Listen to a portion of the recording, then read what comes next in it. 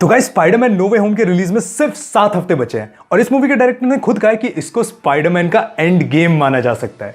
Plus इसमें Tobey Maguire और Andrew Garfield के स्पाइडरमैन के दिखने के भी रूमर्स चल रहे हैं। तो हमने सोचा कि क्यों ना एक सीरीज शुरू की जाए। जैसे कि हमने इन्फिनिटी वॉर के रिलीज से पहले road to infinity war series शुरू करी थी, वैसे ही हम अब शुरू कर रहे हैं road to no way home, जहां पर हम अभी तक आई स्पाइडरमैन की जितनी भी सोलो मूवीज है उनके बारे में बात करेंगे और देखेंगे कि वो आने वाली स्पाइडरमैन नो वे होम से कैसे जुड़ सकती है। यहां हम सैम रैमी के स्पाइडरमैन 1, 2, 3 के बारे में बात करेंगे, फिर मार्क वेब की द अमेजिंग स्पाइडरमैन मूवीज के बारे में बात करेंगे, जिसके बाद हम Spiderman Homecoming, Spiderman far from home और नो वे होम के रिलीज वाले हफ्ते में नो वे होम की बात तो करेंगे ही।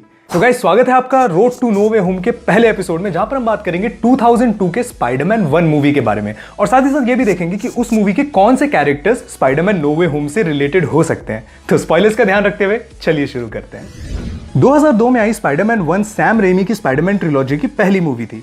ये मूवी स्पाइडरमैन की 40th एनिवर्सरी पर रिलीज हुई थी।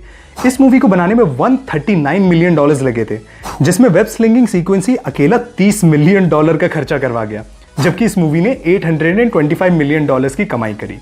ये उस टाइम की पहली मूवी थी जिसने अपने ओपनिंग वीकेंड में $100 मिलियन की कमाई करी थी, जिसके साथ साथ इस मूवी को 2 ऑस्कर्स के लिए भी नॉमिनेट किया गया था, बेस्ट साउंड और बेस्ट विजुअल इफेक्ट्स के लिए। यहां पीटर पार्कर यानी कि स्पाइडरमैन को रोल प्ले किया था टोबी मैगवायर ने, जिनके साथ साथ कई जबरदस्त एक्टर्स यहां हमें देखने को मिले। यहां विलियम डेफो थे नॉर्मन ऑसबॉर्न यानी कि ग्रीन गॉब्लिन के रोल में, कर्स्टन डंस्ट थी मैरी जेन के रोल में और जेम्स फ्रैंको थे हैरी ऑसबॉर्न के रोल में, जिनमें से जेम्स फ्रैंको और विलियम डेफोय एक से ज्यादा बार एकेडमी अवार्ड्स के लिए नॉमिनेट हो चुके हैं। इस मूवी को डायरेक्ट करने के लिए सोनी ने सैम रेमी को सिर्फ इसी फैक्ट की वजह से चुना क्योंकि वो अपनी कॉमिक बुक कलेक्शन के लिए जाने जाते थे, जिनके कलेक्शन में 25,000 से भी ज्यादा कॉमिक बुक्स थी। वहीं दूसरी तरफ पीटर पार्कर का रोल प्ले करने वाले एक्टर टोबी मैगवायर ने एक भी स्पाइडरमैन कॉमिक नहीं पढ़ी थी। यही कारण है कि जब पीटर पार्कर अपने वेबिंग को टेस्ट कर रहा होता है तो वो अप एंड अवे और शज़ैम जैसे वर्ड्स बोलता है। ये डायलॉग डीसी कॉमिक्स के कैरेक्टर्स सुपरमैन और शज़ैम के कैच फ्रेज है, जिन्हें टोबी मैगवायर ने अपनी तरफ से जोड़ के बोला। मूवी में नॉर्मन ऑसबॉर्न का रोल प्ले करने वाले एक्टर विलियम डेफो को ये रोल हर हाल में चाहिए था।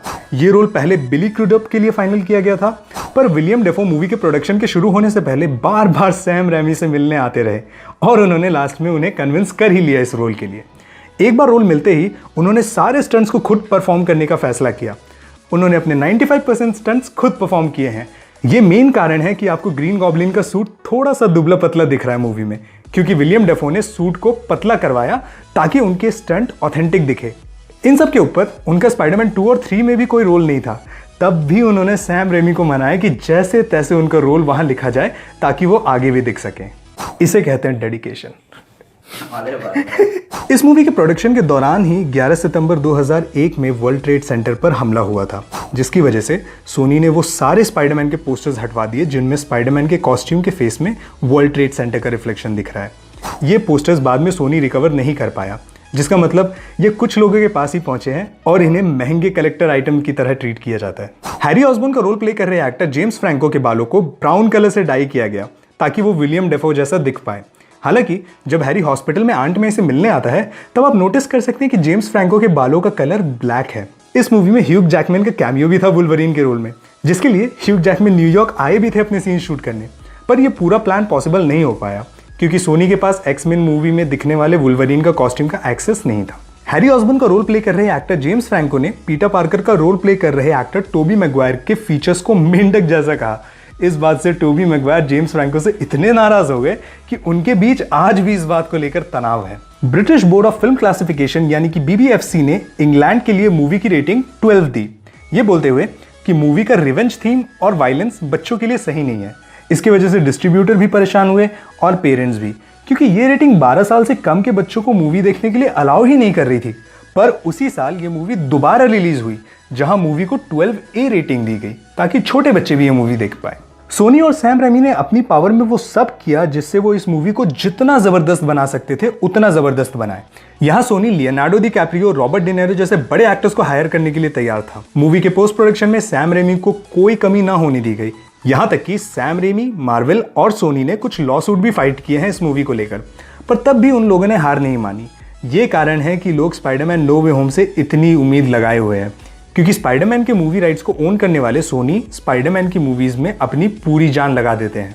मूवी में दिखने वाले अपसाइड डाउन के सीन जितना फेमस है उतना ही मुश्किल भी था टोबी मैगवायर के लिए, क्योंकि बारिश में उल्टे होने की वजह से बार बार पानी उनके सिनेसिस में घुस जाता था, जिसकी वजह से उन्हें बहुत परेशानी होती रही। इस मूवी के सक्सेस के बाद सोनी के PlayStation 3 का फॉन्ट मूवी के टाइटल के फॉन्ट से लिया गया था। सैम रेमी से पहले जितने भी डायरेक्टर्स को इस मूवी को डायरेक्ट करने के लिए अप्रोच किया गया, वो सभी the amazing Spiderman issue 121 the night Gwen Stacy died पर मूवी बनाना चाहते थे। पर इस मूवी की एंडिंग इस कॉमिक बुक से इंस्पायर्ड है, जहां गॉब्लिन ग्वेन स्टेसी को गिरा देता है और स्पाइडरमैन उसे नहीं बचा पाता। पर मूवी में मैरी जेन मरती नहीं है, हालांकि गॉब्लिन की डेथ पूरी तरह इसी कॉमिक से ली गई है। प्लस मैरी जेन ने साइंस एग्जिबिट वाले सीन में जो कपड़े पहने हैं वो भी ग्वेन स्टेसी ने पहने हुए थे इस कॉमिक बुक में। मूवी में स्पाइडरमैन को उसका नाम देने वाला आदमी था रेसलिंग रेफरी, जिसका रोल प्ले किया था ब्रूस कैम्पबेल ने। ये कैरेक्टर असली स्पाइडरमैन से शुरुआत में मिलने के अलावा उस पर हमेशा नजर बनाए हुए थे, इसलिए आप इसे स्पाइडरमैन 2 और 3 में भी पीटर से मिलते हुए देख सकते हो।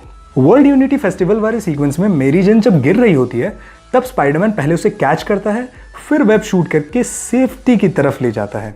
इस पूरे सीन में फिजिक्स के रूल का ध्यान रखा गया है, क्योंकि अगर स्पाइडरमैन मैरी जेन को अपने वेब लाइन से पकड़ने की कोशिश करता तो मैरी जेन के साथ भी वही होता जो ग्वेन स्टेसी के साथ हुआ। इस स्पाइडरमैन मूवी से जे जोना जेमसन हमें नो वे होम में पक्का दिखने वाले हैं, जिनके साथ साथ हमें विलियम डेफो का ग्रीन गॉब्लिन भी दिखेगा। अब असली सवाल ये है कि टोबी मैगवायर के स्पाइडरमैन क्या हमें नो वे होम में दिखेंगे, और दिखेंगे भी तो कब और कहां दिखेंगे। तो गाइस, ये थी video road to no way home के पहले एपिसोड के बारे में। वैसे तो स्पाइडरमैन नो वे होम की रिलीज में भी 7 हफ्ते बचे हैं, पर अगले हफ्ते हमें दिखने वाले हैं एटर्नल्स। मेरी इस मूवी को लेकर काफी उम्मीद है, पर फिर भी अगर हमसे कोई डिटेल मिस हो गई है या अगर आपको इससे रिलेटेड कुछ और डिटेल्स पता है तो हमें नीचे कमेंट सेक्शन में जरूर बताएं। साथ ही साथ लेटेस्ट सुपर हीरो न्यूज के लिए हमें हमारे सोशल मीडिया हैंडल्स पर फॉलो करना ना भूलें, हम हर जगह हैं। तो दोस्तों, अगर आपको स्पाइडरमैन और ग्रीन गॉब्लिन की लड़ाई देखनी है तो मैं आपको हमारी सिविल वॉर सीरीज रेकमेंड करूंगा। साथ ही साथ अगर आपको ये वीडियो पसंद आए तो इस वीडियो को लाइक और शेयर जरूर करें, और ऐसे ही कई सारे सुपर कंटेंट के लिए हमारे चैनल को सब्सक्राइब करना ना भूलें। Thank you guys, this is Sohail Ahmed Chaudhary and you are super super. Piece.